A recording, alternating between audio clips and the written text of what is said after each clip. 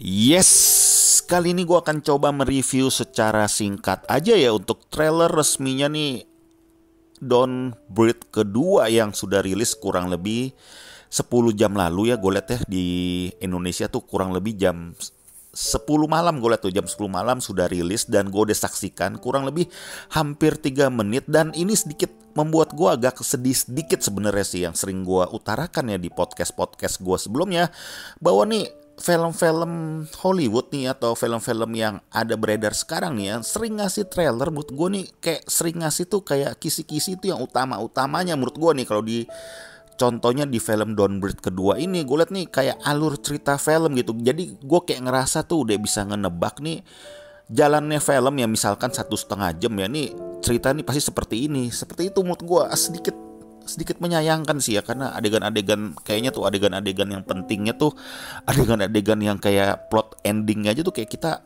mau dikasih lihat gitu loh. Ya tapi nggak apa-apalah. Yang pasti Don't Breathe kedua ini sudah hampir 5 tahun, 2016 ke 2021, 5 tahun. Pasti bakal dikangenin banget atau ditunggu-tunggu banget nih. Apalagi yang Don't Breathe pertama kan lo tau sendiri kan, itu sukses besar ya. Pendapatannya tuh 10 juta enggak, modalnya itu 10 juta dolar, dapatnya itu 157 juta dolar. Jadi tuh jauh banget dan itu sukses banget menurut gue. Cuma memang ada lagi nih yang gue sedikit mempertanyakan nih, kenapa sutradaranya yang pertama kan si Fede Alvarez kan, kenapa yang kedua itu berubah ke si Rodo Saigues. Si Rodo Saigues ini memang waktu yang di pertama dia juga sebagai penulis ya, tapi ada kayak penukaran posisi gitu. Menurut gue ya sedikit sangat disayangkan, karena kan yang pertama kan menurut gue kan tuh teknik, lu tahu sendiri kan, teknik kameranya, teknik dia punya jump scare-nya, dia punya horornya atau bikin ngagetinnya tuh lumayan dapet banget, lumayan, bahkan menurut gue keren banget ya. Ya udah, tapi nggak apa-apa, kita akan coba saksikan penjelasan gue ya untuk trailer reaksi gue kurang lebih 3 menit ke depan untuk film Don't Breathe kedua. Lo harus dengerin. Nah, di adegan pembukanya lu bisa lihat kan, dia tuh ngerasain tuh dari airnya, dia udah bisa ngerasain itu si Norman Strum, si blind man ini. Gila ya, indera keenamnya ya, atau indera ketujuhnya bahkan.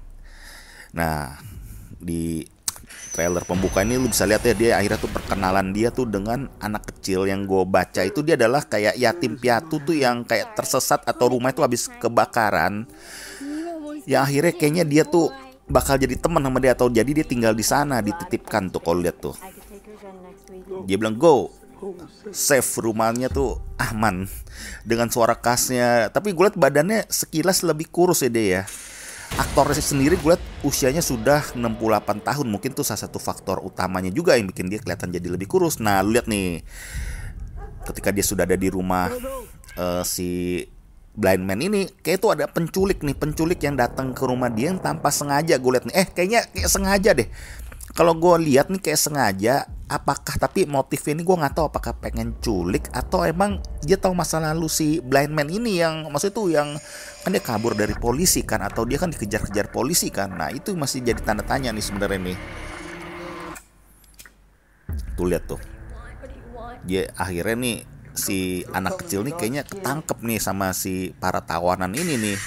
Gila ya, jam scare-nya gue bayangin kalau nonton bioskop pasti bakal ngagetin banget ini. Kayaknya di sini di Don't Breathe kedua kayak dia akan diplot seperti seolah-olah jadi protagonis tuh yang lebih protagonis lah kita bilang, atau antagonis yang lebih baik dibanding antagonis tuh yang kelompok yang mau culik mereka.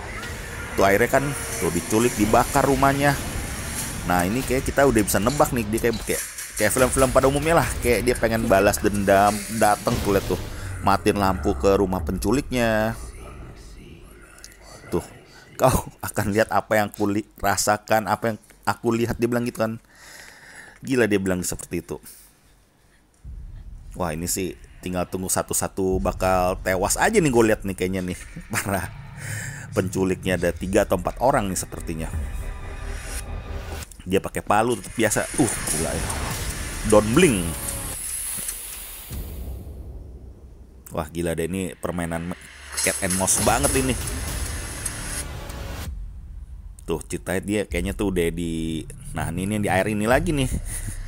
Dia ngerasain dari hembusan air aja atau gerakan air, dia tuh nembak satu orang. Nah tinggal satu orang itu tuh kayaknya ini bakal habis tuh kan. Nah makanya itu gue bilang ini sedikit kayak ngebocorin tuh alur ceritanya ya. Ya tapi menurut gue apapun itu ya kita patut nantikan lah ini Downgrade kedua, karena pasti bakal menarik, bakal kangen lah kita tipe-tipe film seperti ini. 5 tahun kita udah tungguin. Downgrade kedua akhirnya rilis juga di 13 Agustus ya. Jadi kurang lebih dari sekarang ini nggak sampai 1,5 bulan lah. 1,5 bulan lagi. Kabarnya tuh di bioskop juga ada, tapi kan di pandemi kayak gini gimana ya. Yaudah kok kita tunggu aja film Downgrade kedua ini. Gue harap ini lebih hebat atau lebih wow dibanding ke pertama, karena tipe-tipe film ini juga bisa banyak sequelnya menurut gue kalau memang keduanya ini bakal sukses ya. Paling sekian dulu ya. Kalau lu ada teori, ada mau cerita atau ada mau bertukar pikiran tentang Downgrade ini, jangan lupa lu cantumkan di komen. Dukung gue terus biar gue terus bisa eksis di Watching Movie Channel. Oke, terima kasih. Hasta la vista.